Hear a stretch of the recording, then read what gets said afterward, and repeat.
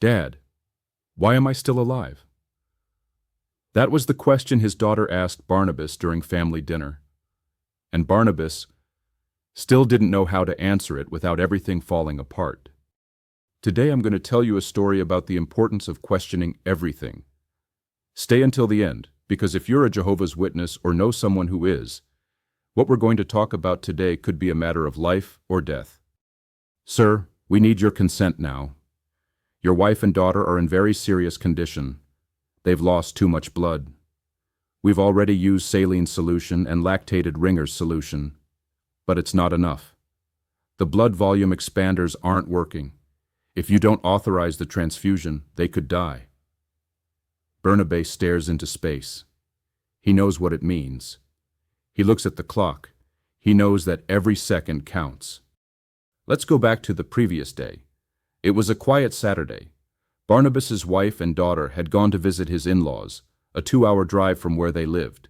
He stayed home, reading, as he did many weekends. He liked to go through old publications from the Jehovah's Witnesses organization. He said it helped strengthen his faith. But that day, he found something that stopped him in his tracks. An old magazine, The Watchtower of November 15, 1967, discussed organ transplants. It said they were a form of cannibalism, that true Christians should reject them. He thought about those who might have died for obeying what was written there. Years later, in the Watchtower of March 15, 1980, the organization changed its mind without apology.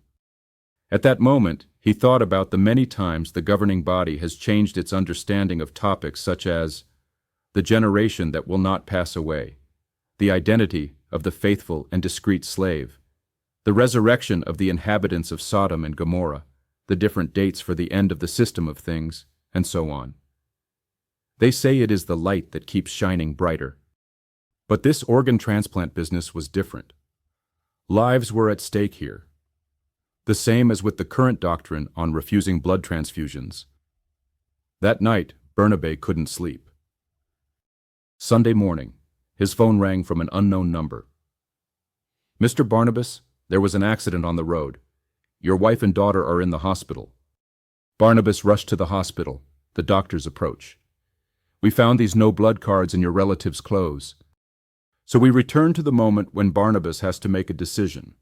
Thoughts are racing through Barnabas's mind at lightning speed. Everything he read yesterday comes back with a vengeance. If they've been wrong about so many things, including organ transplants, couldn't they also be wrong in their interpretation of Acts 15:28 and 29 about abstaining from blood? Transfusions didn't exist in those days, so those first-century Christians clearly understood it to refer to not eating blood.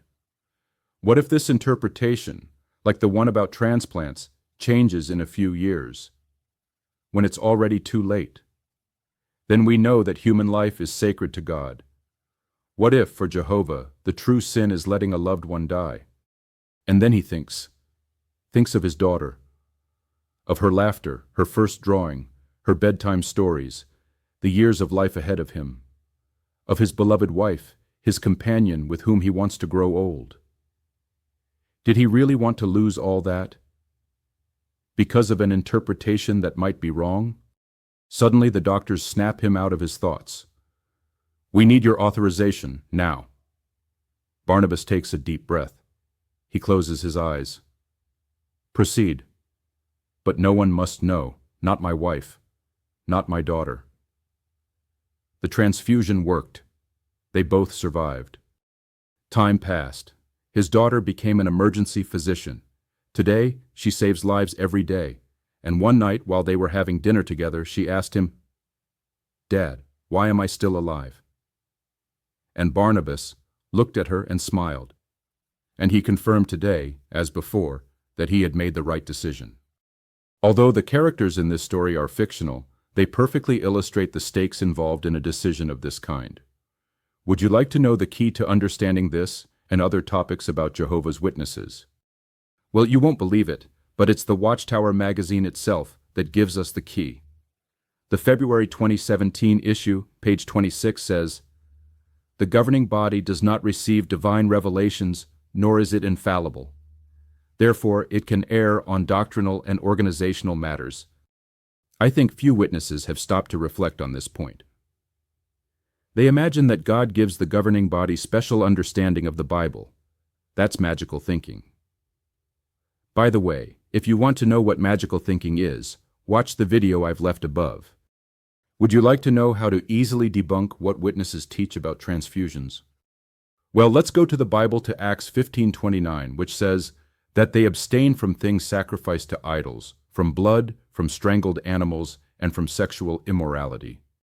First, let's understand that this was said at what has been called the Council of Jerusalem, which aimed to resolve the conflict over whether or not new, non-Jewish believers had to submit to the laws of the Old Testament.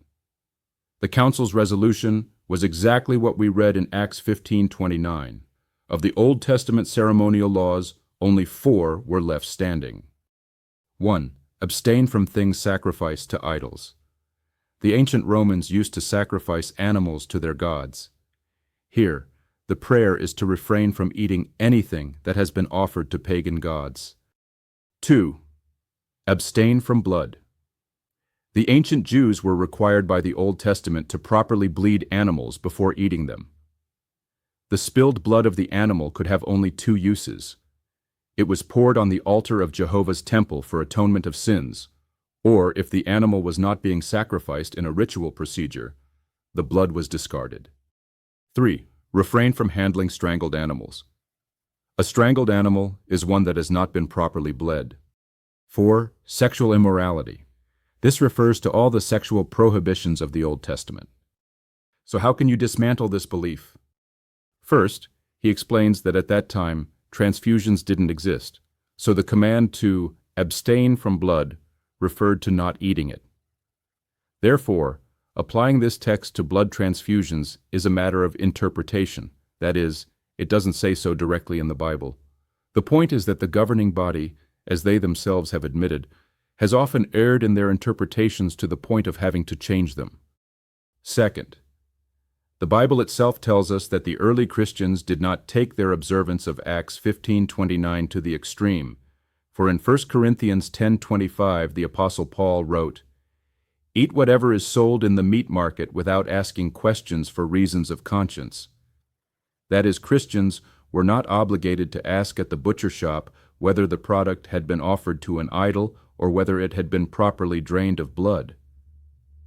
They did not go to extremes in their interpretation of Acts 15:29. Why then does the governing body of the witnesses feel entitled to take their interpretation to the extreme? Third, explain that in Luke 13:10-17, Jesus called the ancient Pharisees who condemned him for healing on the Sabbath hypocrites. Indeed, God had commanded in the Old Testament to rest on the Sabbath, so what Jesus condemned was not the observance of the Sabbath itself. What he condemned was the Pharisees' extreme interpretation of the command, to the point of making them so cruel that they did not rejoice in the healing of a woman on the Sabbath. In the same way, the legalism of the witnesses has made them cruel to the point of letting their loved ones suffer for a man's interpretation. What do you think? Is it justified to let a loved one die because they adhere to the interpretation of a group of men who, by their own admission, have consistently erred on doctrinal issues? Leave your opinion in the comments. Share if you know someone this video could help. You can also subscribe using the button on the right. And if you're interested in learning why heeding the governing body has affected the health of thousands of Jehovah's Witnesses, both physically and mentally, click the link on the left. See you soon.